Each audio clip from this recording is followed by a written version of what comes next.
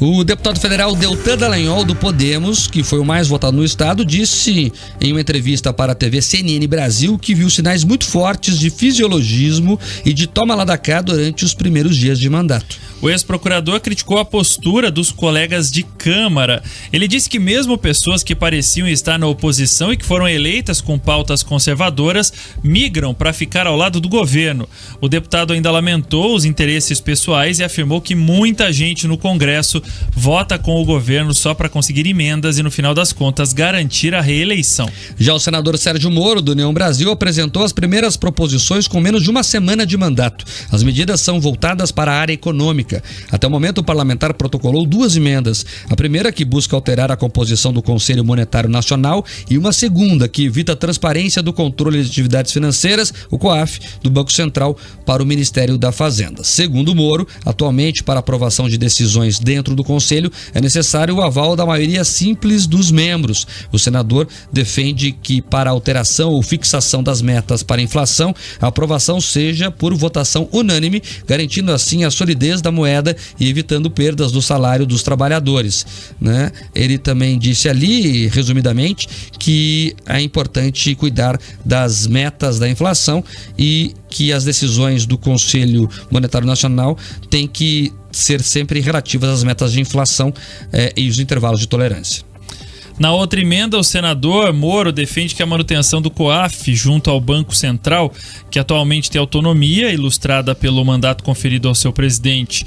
As indicações dos diretores do Banco Central ainda precisam ser aprovadas pelo Senado. Na atual configuração institucional, o COAF encontra-se melhor protegido contra potenciais e impróprias interferências políticas em sua atividade, não justificando sua transferência para o Ministério da Fazenda, justificou o senador. E falando em economia, Mike, hoje o Lula deu mais uma, né? Se toma lá da cá econômico, ele disse o seguinte, viu? Aqui estava atualizando um pouco do dia a dia lá em Brasília. E ele falou que não quer confusão, tá, com o Banco Central, mas destacou que o chefe da autoridade monetária, Roberto Campos Neto, deve explicação ao Congresso sobre a sua conduta em um café da manhã com jornalistas de veículos simpáticos ao governo. Ele disse o seguinte, eu não quero confusão com o Banco Central não, viu? Eu não discuto com o presidente do BC. Ele deve explicação ao Congresso Nacional. Quero que o Brasil volte a crescer e distribuir renda, disse o Lula hoje nesse café da manhã.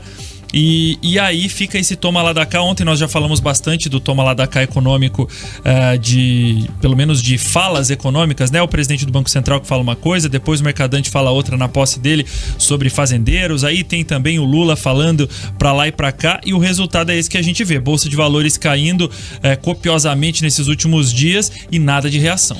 Olha, vamos lá. Primeiro é o seguinte, né? O Lula diz que não quer confusão com o Banco Central. Imagina se quisesse, né? Toda a fala dele ele bate no Campos Neto. O Campos Neto que foi eleito pelos seus pares um dos melhores presidentes de bancos centrais do mundo. Quem disse isso foram os próprios presidentes que votaram neles mesmos.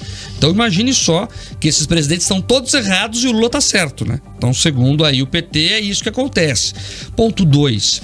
Quem define, inclusive, a taxa de juros é o mercado, é a necessidade do mercado, é o próprio Conselho Monetário Nacional.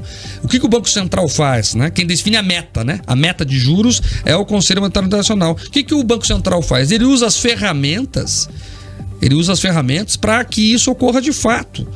E o Banco Central Independente serve para isso, né? Para que a gente tenha uma economia que tenha alguma previsibilidade. É para isso que o Banco Central Independente serve. Todas as grandes nações do mundo têm bancos centrais independentes. Japão, Estados Unidos, Alemanha, Inglaterra. Pode procurar. Né? O Brasil conseguiu isso a duras penas recentemente e agora o PT quer acabar com isso. Então, o que o Lula está fazendo? Ele quer pressionar o Campos Neto a renunciar. Ele vai falar, escreva aí, todos os dias mal do Campos Neto, para ver se ele renuncia. Agora, as informações de bastidores dão conta que ele está se divertindo com a situação. Ele tem mandato eletivo que vai até o fim do ano que vem e ele vai deixar o Lula falar. Vamos ver se ele vai cansar ou não. Ele vai passar 2 anos falando mal do presidente do BC, que vem fazendo sim um grande trabalho. Agora, voltando aqui para o trabalho do Moro e do Deltan Dallagnol, o Deltan agora há pouco anunciou, inclusive, que o Ministério Público do Rio de Janeiro abriu um procedimento para apurar uma denúncia feita por ele, né, contra a Daniela Carneiro, a famosa Daniela do Vaguinho, que é ministra do Turismo do governo Lula. Ele protocolou uma notícia-crime, né, acusando a ministra de suspeita de uso indevido de recursos do fundo eleitoral durante a campanha dela, a reeleição como deputada federal no ano passado. O deputado informou ao Núcleo de Investigação Penal que teria que ser aberto o procedimento, e esse procedimento foi aberto, vai ficar a cargo da 2ª Promotoria de Justiça de Investigação Penal de Duque de Caxias, lá a região que ela atua. Então, a ministra Daniela do Vaguinho, aquela que tem relações com a milícia, segundo grandes veículos de imprensa nacional, agora vai ser oficialmente investigada por mau uso de dinheiro público do famoso fundão eleitoral. Vamos ver o que vai dar esta investigação. É importante que os fatos sejam todos esclarecidos, né? Tem um monte de ministro investigado, né? Ela agora investigada, tem lá o Góes lá da Integração Nacional também, que já foi condenado, tem o outro ministro lá da comunicação que parece que usou dinheiro que não deveria de emenda para assaltar a estrada para a fazenda dele. Então é esse o tipo de equipe que está atendendo o Brasil nesse momento. Eu fico imaginando, Escola, você é empresário que está me escutando agora, tem uma empresa média, grande, quantos diretores você tem? Tem na 4, 5, 6. Olha, se for muito grande a empresa, 10, vá. E você não consegue controlar todos, porque já fica uma estrutura muito grande. Já imaginou você com 37 diretores? Você não consegue nem despachar com um por dia durante um mês inteiro. Você precisa de 1 mês e meio quase para despachar com um por dia. Então é isso. E aí, desses 37, ainda tem um monte que tem essa capivara aí para responder. Tem como dar certo? Aí o ouvinte pode responder.